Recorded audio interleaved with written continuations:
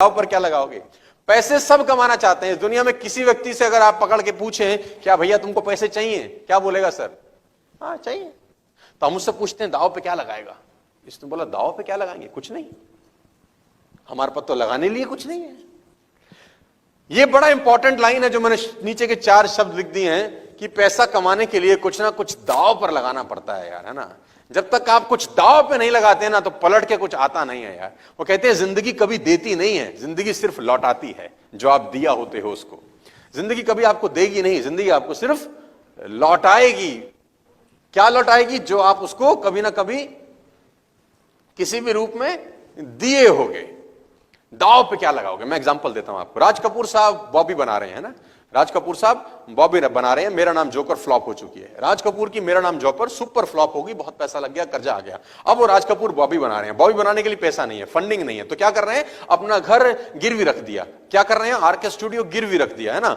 Bank से loan ले लिया, गिरवी रख दिया। और अगर फिल्म फ्लॉप होगी तो सड़क पे आ जाएंगे। इसको बोलते हैं दांव पे क्या लगाया। जो भी आपने एक्टिविटी करनी शुरू की, जिस बिजनेस में आपने हाथ डाला, दांव पे क्या लगाया? सब कुछ दांव पे लगा दिया कि अगर खुदा ना खास्ता बॉबी फ्लॉप हो गई तो राज कपूर साहब सड़क पे आ जाएं।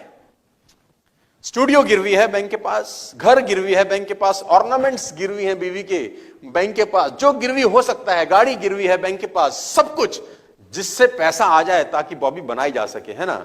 और फिर जाके मार्केट में काम करना शुरू किया, है ना। साल 2 साल 3 साल लगाए, 3 साल पैसा लगा, 3 साल एफर्ट लगे। उस 3 साल में कितना कमाया होगा जब फिल्म बन रही होगी? 0। और दांव पे क्या लगा हुआ है? सब कुछ। जब ये कॉम्बिनेशन बनता है ना, डेडली कॉम्बिनेशन, जब सब कुछ दांव पे लगे और साल 2 साल 3 साल पैसा ना आए तो डर अंदर बैठा रहे कि अगर फेल हो गया तो बर्बाद हो जाऊंगा, ये कॉम्बिनेशन आपको सफल बनाता है। बस जब ये दिमाग में, खोपड़ी में कॉम्बिनेशन रहता है ना 3-4 चीजों का कि अगर कामयाब नहीं हुआ तो मैं सड़क पे आ सकता हूं, तो वो जब कॉम्बिनेशन होता है ना, वो आदमी से उसका बेस्ट निकालवा के ले आता है फिर बाहर कि यार देख यही आखिरी मौका है, डू और डाई, या तो कर जाओ या मर जाओ। हमारी फिलॉसफी बड़ी सिंपल है, हम दांव पे कुछ नहीं लगाते, बड़ी मुश्किल से हिम्मत करते हैं तो 8,000 का एक आईडी लगा लो जी, हमारा क्या रहता है। फिर हम ट्राई करते हैं सर, फिर हम कभी कभी आएंगे सेमिनार में, सर होगा होगा नहीं तो शैम्पू से नहा लेंगे सर, है ना।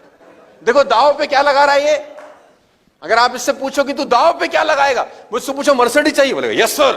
BMW, अरे भाई साहब आज दिलाओ। रॉयल्स रॉयल्स, मर्सिडीज आप ही के ले जाएंगे सर, कुछ ना हुआ तो, है मतलब। और से पूछो कि तू दांव पे क्या लगाएगा ये सब पाने के लिए, लाइफस्टाइल को मेंटेन करने के लिए, जिंदगी में आगे बढ़ने के लिए, तू लगाएगा क्या दांव पे? सर कुछ है नहीं सर, हम पे पैसा नहीं है सर। मैं पैसे की बात ही नहीं कर रहा सर, ये कुछ दांव पे नहीं लगा रहा। और जब तक दांव पे कुछ नहीं लगता, पैसे नहीं आते सर। ये बेसिक डिफरेंस है दोनों में, जिसको मैं बोलता हूं रिच वर्सेस। बात समझ में आ रही है तो बोलिए हाँ। Are you getting my point?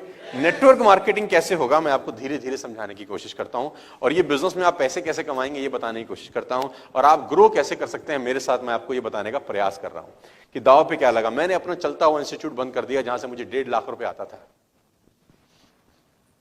4 महीने मैंने इस बिजनेस को पार्ट टाइम किया, सब जानते हैं।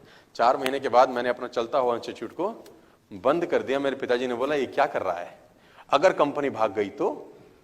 नॉर्मल क्वेश्चन होता है ना सबका, अगर भाग गई तो फिर क्या करेगा? तो मैंने बोला टेबल कुर्सी फिर लगा लेंगे, लेकिन आपको कुछ ना कुछ दांव पे लगाना पड़ता है ना यार। यू हैव टू मतलब टेक सम रिस्क। वो बहुत पुरानी कहानी है, बहुत जबरदस्त कहानी है कि वो 2 राजाओं की में बैर था, बहुत जबरदस्त पुरानी कहानी है, लेकिन है बड़ी मार्मिक, है बड़ी शानदार कि 2 राजाओं में भयंकर बैर था। एक सीमा पे था, एक दूसरी सीमा पे था, दोनों की भयंकर लड़ाई थी और कभी भी एक दूसरे पे अटैक कर सकता था। एक बहुत शक्तिशाली था और एक बहुत कमजोर रहता था। तो कमजोर वालों को एक बार नोटिस आया, कमजोर वालों के पास नोटिस ही आया, गुप्तचर विभाग ने बोला कि फला दिन जो शक्तिशाली राज्य है वो तुम पे अटैक करने वाला, आक्रमण करने वाला, तुम तो नेस्तनाबूद हो जाओगे, तुम्हारे तो अल्ले पल्ले कुछ नहीं। ही वाज मतलब बहुत बड़ा राजा है उसका। बोला फिर क्या करें? तो मंत्रियों की सलाह हुई, मंत्रियों ने बोला ठीक है एक ही रास्ता समझ में आता है, पहले तो ये तय करो कि पक्का खबर है कि आक्रमण होगा। तो बोला 100% पक्की खबर है कि बड़ा राज्य तुम्हारे छोटे राज्य पे आक्रमण करेगा, इतनी तारीख को इतने बजे सेनाएं तुम्हारी सीमा में आएंगी और आक्रमण होगा, लड़ाई तैयार है। अब क्या करें? उसने बोला अब एक ही तरीका है कि उन्होंने कब आक्रमण करना है, तो बोला 3 दिन के बाद। बोला तुम एक काम करो, तुम आज रात को आक्रमण कर दो।